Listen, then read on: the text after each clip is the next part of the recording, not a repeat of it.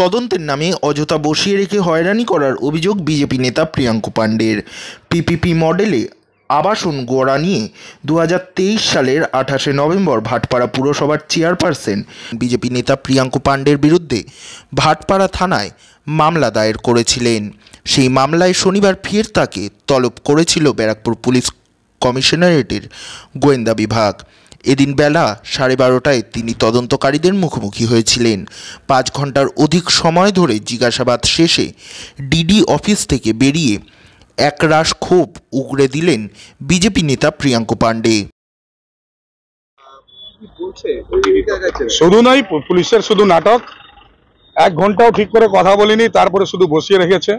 বারবার তার সুপ্রিয়রদের ফোন আসছে, এদিকে ওদিকে যাচ্ছে, মানে টোটালি একটা নাটক চক্র যেটা দেখা যায় সেটাই আজকে আমরা দেখতে পারলাম।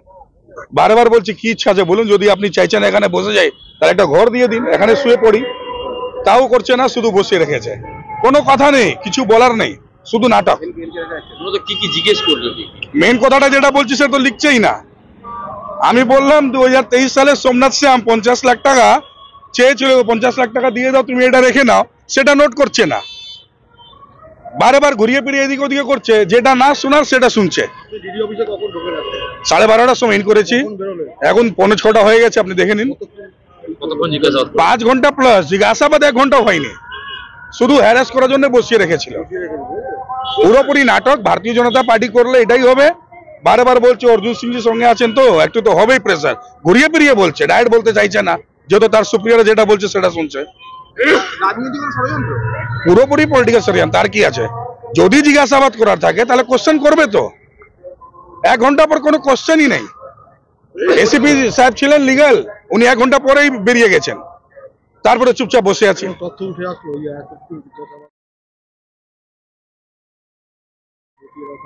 কোনো তথ্য নেই দাদা, টোটালি নাটক আছে। বারবার আমরা একটা কথা বলছি কি পিপিপি মডেলে টেন্ডার হয়েছে, সেখানে এফআইআর করার কোনো রাইট নেই।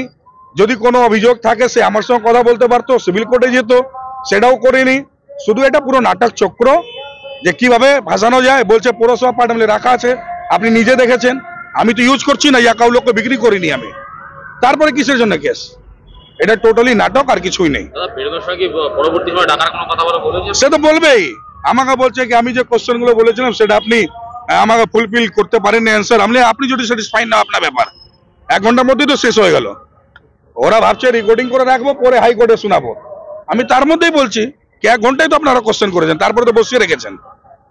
কোনো কথাবার্তা নেই, কিছু নেই, পুরো নাটক। এটা টোটালি তৃণমূল কংগ্রেসের নেতাদের ইশারায় এখানে পুলিশরা পুরোপুরি আমাদেরকে হ্যারাস করার একটা প্ল্যান করে বসে আছে। সেটা দেখবো, এবার তো কোর্টে যেতে হবে। 5 ঘন্টা 5.5 ঘন্টা বসিয়ে রাখছে বেকার বেকার। কালকে রিপাবলিক ডে কালকে কোন জায়গায় কিভাবে কি প্রোগ্রাম হবে কোনো প্ল্যানিং করতে পারলাম না, এখানেই বসে রইলাম। তো এটা তো আমাদের রিপাবলিক ডে কেও কোনো না কোনো দিক থেকে অপমান করা হচ্ছে। কতজন তদন্তকারী অফিসার ছিলেন? 4 জন ছিলেন। 4 জনের মধ্যে 1 জন বেরিয়ে গেছে 1 ঘন্টা পরেই। বাকি 3 জন 3টে টেবিল আলাদা করে বসে গেছেন। কেউ কারোর সাথে কোনো কথাই বলছে না, শুধু নিজে সব ল্যাপটপ কম্পিউটারে কাজ করছে। এতে কি করবো, আর তো কিছু করার নেই। তার দাবি, তদন্তের নামে নাটক করা হচ্ছে। 5 ঘন্টার মধ্যে মাত্র 1 ঘন্টা জিজ্ঞাসাবাদ করা হয়েছে। তদন্তকারীদের মুখোমুখি হওয়ার আগে কাকিনাড়ার বাড়িতে বসে প্রিয়াঙ্কু পাণ্ডে বলেন, পিপিপি মডেলে আবাসন নির্মাণের ক্ষেত্রে তার কোম্পানির সঙ্গে ভাটপাড়া পুরসভার একটি চুক্তি হয়েছিল। সেই চুক্তিতে স্পষ্ট লেখা ছিল, আবাসন নির্মাণের ক্ষেত্রে কোনো সমস্যার সৃষ্টি হলে আরবিট্রেটের অর্থাৎ সালিশকারী বসিয়ে তার সমাধান করা হবে।